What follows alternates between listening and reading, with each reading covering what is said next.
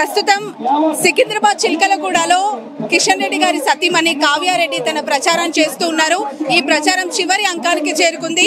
మనం చూడొచ్చు మహిళలందరి చేత ఆమె ప్రచారంలో పాల్గొని బొట్టు పెట్టి కిషన్ రెడ్డి గారికి జై కొట్టాలి, ఎన్నికల్లో కిషన్ రెడ్డి గారిని సికింద్రాబాద్ పార్లమెంట్ అభ్యర్థిగా గెలిపించాలి అని చెప్పి ఆమె డోర్ టు డోర్ క్యాంపెయిన్ చేస్తూ ఉన్నారు.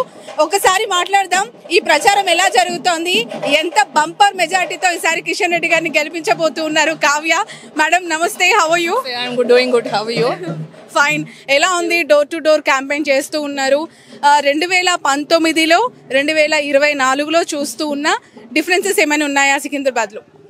తప్పకుండా చాలా డిఫరెన్స్ ఉంది. ఎందుకంటే కిషన్ రెడ్డి గారిని మొదటిసారి మరి ఎంపీగా గెలిపించిన తర్వాత ఆయన కేంద్ర మంత్రి కావడం జరిగింది. అలాగే 3 పోర్ట్ఫోలియోలతో ఎంత బిజీగా ఉన్న కిషన్ రెడ్డి గారు మరి ఏ రోజు కూడా సికింద్రాబాద్ కాన్స్టిట్యున్సీని తన సొంత కాన్స్టిట్యున్సీని నిర్లక్ష్యం చేయకుండా ఈ 5 ఏళ్లలో దాదాపు 68,000 crores ఫండ్స్ రిలీజ్ చేసి వివిధ రకాల డెవలప్మెంట్ పనులు చేయడం జరిగింది. సో దాంతో ఈ రోజు మరి పబ్లిక్ అంతా చూస్తున్నారు కిషన్ రెడ్డి గారు ఏం డెవలప్మెంట్ చేశారో. అదే ఈరోజు నేను పాదయాత్ర చాలా రిఫ్లెక్ట్ అవుతుంది. ఎక్కడికి వెళ్ళినా కూడా మరి ప్రజలందరూ చాలా పెద్ద ఎత్తున మంచిగా రిసీవ్ చేసుకుంటున్నారు. వాళ్ళందరూ కిషన్ రెడ్డి గారి పనితీరుతో చాలా సంతోషంగా ఉన్నారు. ఎక్కడికి వెళ్ళినా చాలా రెస్పాన్స్ వస్తుంది. అండ్ ఈసారి మేము తప్పకుండా కిషన్ రెడ్డికి 2 లక్షలకు పైగా మెజారిటీ ఎక్స్పెక్ట్ చేస్తున్నాం. అన్ని చోట్ల ఒక పరిస్థితి ఉంటే సికింద్రాబాద్ లో ఒక ట్రయాంగిల్ ఫైట్ కొనసాగుతోంది. అటు సిట్టింగ్ ఎమ్మెల్యేస్ ఇద్దరు పోటీ పడుతున్నారు కిషన్ రెడ్డి గారితో. ఎలా ఉంది ఈ వార్? బాగుంది. ఇలా వారు ఉంటేనే మనకి మంచి, అంటే ఆ పోటీతత్వం ఉంటేనే మనకు కూడా జోష్ వస్తుంది కదా. అట్లా ఉంటేనే మేము ఏది ఎవరు ఎలా ఉన్నా సిట్టింగ్ ఎమ్మెల్యేలైనా ఎవరైనా కూడా కిషన్ రెడ్డి గారికి ఎవరు పోటీ రారు. ఎందుకంటే ఆయన చేసిన డెవలప్మెంట్ అట్లాంటిది. ఈరోజు మేము అందుకే లాస్ట్ టైం కంటే ఈసారి ఇంకెక్కువ మెజారిటీ ఎక్స్పెక్ట్ చేస్తున్నాం. తప్పకుండా భారీ మెజారిటీతో గెలుస్తారు కిషన్ రెడ్డి గారు. అంటే ఇక్కడ ఈ కాన్స్టిట్యున్సీ చాలా డిఫరెంట్ కైండ్ ఆఫ్ నియోజకవర్గం. ఇక్కడ ఏంటంటే ముస్లిమ్స్, క్రిస్టియన్స్ అండ్ హిందూస్ ఇలా పూర్తిగా వాళ్ళకి ఓట్ షేర్ అంతా స్ప్లిట్ అయిన పరిస్థితి.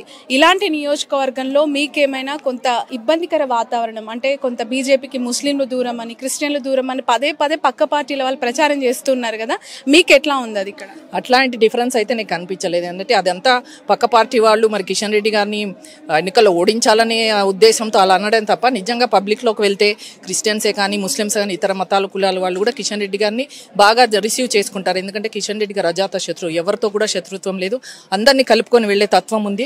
అట్లాగే మెయిన్ కిషన్ రెడ్డి గారు చేసిన డెవలప్మెంట్ చూసి ఈరోజు ప్రతి ఒక్కళ్ళు ఓటేస్తున్నారు. కానీ ఈ కులమని మతమని అలాంటి పట్టింపు అయితే ఏమీ లేదు. కిషన్ రెడ్డి గారు చాలా soft corner politician, soft kind of speeches కూడా ఆయనలో చూస్తూ ఉంటాము. ఇంత టఫెస్ట్ ఎలక్షన్ పీరియడ్లో ఇంత సాఫ్ట్నెస్ అనేది ఎలా కలిసి వస్తుంది అనుకుంటున్నారు? ఎందుకంటే ఎప్పుడు కూడా తన స్పీచెస్లో హార్ష్గా మాట్లాడడం కానీ విమర్శించడం కానీ ఉండదు. సో గ్రౌండ్లోకి దిగినప్పుడు ఎట్లా అనిపిస్తుంది మీకు? నిజంగా చెప్పాలంటే ఆయన సాఫ్ట్గా ఉండడం, ఆయన సాఫ్ట్గా ఉండే తత్వమే ఈరోజు కిషన్ రెడ్డి గారికి ప్లస్ పాయింట్ అయింది. అది చూసే జనాలు ఈరోజు మరి పబ్లిక్ అంతా కిషన్ రెడ్డి గారిని అంత బాగా రిసీవ్ చేసుకుంటున్నారు. ఇప్పుడు సాఫ్ట్ కార్నర్ ఎలాగున్నా ముఖ్యంగా ప్రజలు చూసేది ఏంటి, వాళ్ళు నమ్మి ఓటేసినప్పుడు మరి వాళ్ళకి ఎంత డెవలప్మెంట్ చేశారు అనేది చూస్తారు. సో ఆ డెవలప్మెంట్లో కిషన్ రెడ్డి గారు 100% సక్సెస్ అయ్యారు. కాబట్టి ఈరోజు కిషన్ రెడ్డి గారు పనితీరు ప్లస్ ఆయన క్యారెక్టర్ రెండు చూసి, ఎందుకంటే కిషన్ రెడ్డి గారు నాన్ కరప్టెడ్ మనిషి, మంచి క్లీన్ ఇమేజ్ ఉంది. సో 2 విధాలుగా చూసి జనాలు ఈరోజు మరి కిషన్ రెడ్డి గారిని మంచిగా రిసీవ్ చేసుకుంటున్నారు. Okay right. ఇక్కడ మోదీ గారి చరిష్మా, కిషన్ రెడ్డి గారి డెవలప్మెంట్స్ ఒక్క మాటలో చెప్పాలి అంటే ఎలా ఉందంటారు? 2 కలిస్తే చెప్పాను కదా, ఈసారి మా మోదీ గారు తప్పకుండా 400 సీట్ల పైగా మెజారిటీతో గెలుస్తారు. అలాగే కూడా కిషన్ రెడ్డి గారు 2 లక్షలు 3 లక్షల పైన మెజారిటీతో గెలుస్తారు. ఆ ఇద్దరు కలయికలో ఈరోజు ప్రతి ఒక్క ఎంపీ కూడా బీజేపీ నుంచి వచ్చిన పోటీ చేసిన ప్రతి ఎంపీ కూడా ఈరోజు తప్పకుండా గెలుస్తారు. అది మోదీ గారికి ప్లస్ అవుతుంది అండ్ మన దేశానికి కూడా చాలా మేలు. కిషన్ రెడ్డి గారికి ఒకవైపు రాష్ట్ర అధ్యక్ష బాధ్యతలు, మరోవైపు ఇక్కడ సిట్టింగ్ ఎంపీ, మరొకసారి పోటీలోకి దిగిన అభ్యర్థి, అటు ఆల్రెడీ నేషనల్లో ఆయనకు ఉండాల్సినవన్నీ కూడా 3 శాఖల సమన్వయంతో ఆయన ఉన్నారు. ఇంత బిజీ స్కెడ్యూల్లో సికింద్రాబాద్ నియోజకవర్గ ప్రజలకి ఎలా మీరు అందుబాటులో ఉండగలిగారు? ఎలా ఇక్కడ సమస్యలని పరిష్కరించగలిగారు ఇన్ని రోజులు? ఇన్ ఫ్యూచర్ ఆల్సో గెలిపిస్తే ఎట్లా ఉండబోతున్నారు? తప్పకుండా మరి మీరు చూశారు కదా, కిషన్ రెడ్డి గారు 3 పోర్ట్ఫోలియోలతో బిజీ ఉన్న మరి అధ్యక్ష పని అనేది ఇప్పుడు 6 months క్రితమే ఇచ్చారు. అంతకుముందు అంతా కూడా ఆయన సమయం అంతా పూర్తిగా వారంలో 3 రోజులు ఢిల్లీలో, 3 రోజులు హైదరాబాద్ వస్తూ మరి తన సమయం అంతా ఇక్కడికి వచ్చినప్పుడల్లా డెవలప్మెంట్ గురించి కేటాయించారు. నేను చెప్పాను కదా, ఇప్పటి వరకు 68,000 crores ఫండ్స్ రిలీజ్ చేశారు వివిధ పనుల్లో. అంటే దాన్ని బట్టి మీరు అర్థం చేసుకోవచ్చు కిషన్ రెడ్డి గారు ఎంత బిజీ ఉన్నా ఏది ఉన్నా తన కాన్స్టిట్యున్సీకి తప్పకుండా పబ్లిక్కి తప్పకుండా ప్రిఫరెన్స్ ఇస్తారు. అదే ఈరోజు మీరు చూడవచ్చు. రైట్.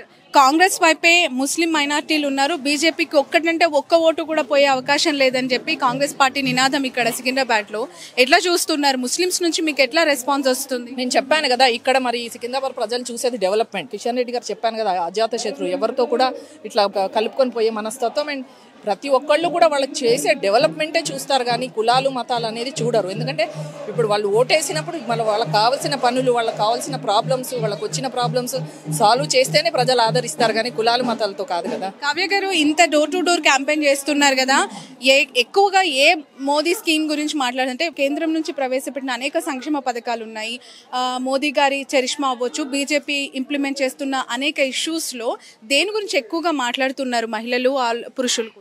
అంటే ఎక్కువగా మోదీ గారి గురించి ఏంటంటే మనం చూస్తున్నాం, ఈ గత 10 ఏళ్ల నుంచి మోదీ గారు, అంతకుముందు మన భారతదేశం అనేది ప్రపంచంలో ఒక దేశంగానే ఉండేది. కానీ ఈరోజు మోదీ గారు ప్రధానమంత్రి అయిన తర్వాత మన భారతదేశాన్ని ఆయన ప్రపంచంలో 5వ స్థానానికి తీసుకెళ్లారు. అంటే ఫైనాన్షియల్గా మనం చాలా స్ట్రాంగ్గా ఉన్నాం. ఏ రంగంలో చూసినా ఆయన అభివృద్ధి చెందుతూ దేశాన్ని అభివృద్ధి చేస్తూ ముందుకు తీసుకెళ్లారు. కరోనా విషయంకి వస్తే కరోనా టైంలో కూడా మరి మన దేశంలో మేక్ ఇన్ ఇండియాలో భాగంగా మరి వ్యాక్సిన్ తయారు చేయించి 140 కోట్ల మందికి ఫ్రీగా వ్యాక్సిన్ ఇవ్వడమే కాకుండా ఇచ్చి ప్రజల ప్రాణాలు కాపాడారు. అట్లాగే మోదీ గారు ప్రధానమంత్రి అయిన తర్వాత మన దేశం చాలా సురక్షితంగా ఉంది. ఎక్కడ చూసినా దేశంలో బాంబ్ బ్లాస్ట్ అనేవి ఏవీ లేకుండా ప్రజలందరూ కూడా సురక్షితంగా ఉన్నారు. మళ్ళీ మహిళలకు కూడా నారీ శక్తి అంటూ ప్రోత్సహిస్తున్నారు. 33% రిజర్వేషన్ ఇచ్చారు. అలాగే ముస్లిం మహిళల కోసం ట్రిపుల్ తలాక్ ఇచ్చారు. మరి కిసాన్ కోసం డైరెక్ట్గా వాళ్ళ అకౌంట్లో డబ్బులు వేయడము, మళ్ళీ ఇట్లాంటి ఇత్యాది ఇంకా చాలా పథకాలతో మోదీ గారు ముందుకు వెళ్తున్నారు. కాబట్టి ప్రతి ఒక్కళ్ళు మోదీ గారిని ఈరోజు మరి ఇంతగా ఆదరిస్తున్నారు. ఫైనల్లీ కిషన్ రెడ్డి గారికి ఎందుకు ఓటు వేయాలి అంటే కావ్య గారు ఏం చెప్తారు? ఒకటే, డెవలప్మెంట్ చూసి వేయండి, మనిషిని చూసి వేయండి. That's it. Right. Thank you so much. Wish you all the best Kavya గారు. Wish you all success. Bumper మెజార్టీతో మీరు అనుకున్నట్టు విజయం సాధించాలని కోరుకుంటున్నాం. సో ఇది కిషన్ రెడ్డి గారి భార్య కావ్య రెడ్డి గారు చేస్తున్న ప్రచారం యొక్క శైలి. డోర్ టు డోర్ క్యాంపెయిన్ లో ఆమె తిరుగుతూ ఉన్నారు. ఈసారి గతం కంటే మెజారిటీ కిషన్ రెడ్డి గారికి వస్తుంది. దానికి ఖచ్చితంగా మేము చేసిన డెవలప్మెంట్, కిషన్ రెడ్డి గారు ఇక్కడ చూపించిన అభివృద్ధి కేర్ ఆఫ్ అడ్రస్ అని కూడా ఆమె ధీమా వ్యక్తం చేస్తున్నారు. That's all for now. ఏంది గోపన్న, మళ్ళీ ఉద్యమాల పోస్టర్ అంటిస్తున్నట్టున్నావు? ఇంకా ఉద్యమాలు ఎందుకు తమ్ముడు? కొన్ని కోట్ల మంది రైతులకు ఏడాదికి 6,000 రూపాయల సాయం, కిసాన్ క్రెడిట్ కార్డులు, ఉచిత రేషన్ పంపిణీ, ఉచిత గ్యాస్ కనెక్షన్లు, కరోనా వ్యాక్సిన్లు, పిల్లలకు టీకాలు, ఆయుష్మాన్ భారత్ పథకం ద్వారా 5 లక్షల ఆరోగ్య బీమా, ఇలాంటి పరిపాలన కోసమే కదా మనందరం ఎదురు చూసింది. మోదీ గారు మళ్ళా ప్రధానమంత్రి కావాలంటే నా ఓటు అవసరం, మీ ఓటు అవసరం, మనందరి ఓట్లు అవసరం. కమలం గుర్తుకు ఓటేద్దాం, బీజేపీని గెలిపిద్దాం. మోడీ మన అందరి నేస్తం, బీజేపీనే గెలిపించేద్దాం.